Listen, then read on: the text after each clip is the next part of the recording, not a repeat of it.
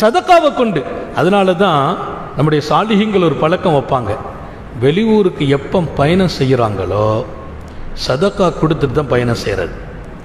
எந்த ஊருக்கு போனாலும் சரி, நம்ம இங்கேருந்து ஒரு தூத்துக்குடி வரைக்கும் போகிறோம், தூத்துக்குடி வரைக்கும் தான் போக போகிறோம், இல்லை மதுரைக்கு போகிறோம், அல்லது நம்ம தஞ்சாவூருக்கு போகிறோம், ஊரை விட்டும் புறப்படும் போது சதக்கா கொடுத்துடணும்.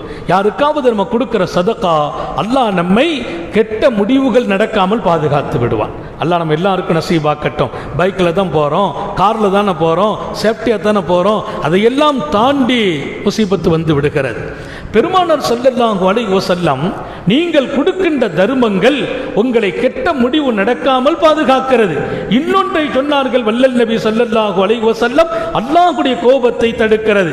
இன்னும் பெருமானார் ஸல்லல்லாஹு அலைஹி வஸல்லம் சதகாவை கொண்டு சொல்கிற போது வானம் பூமியினுடைய எத்தனை வகையான முசீபத்துகள் நடக்குமோ அந்த முசீபத்து உங்க வீட்டில் நடக்காது.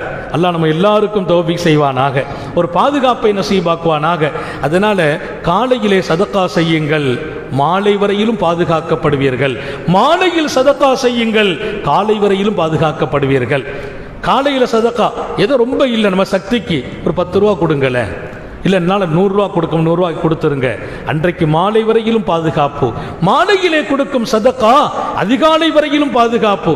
ஆக உங்கள் இரவையும் பகலையும் தர்மங்களால் பாதுகாக்கப்படுகிறது.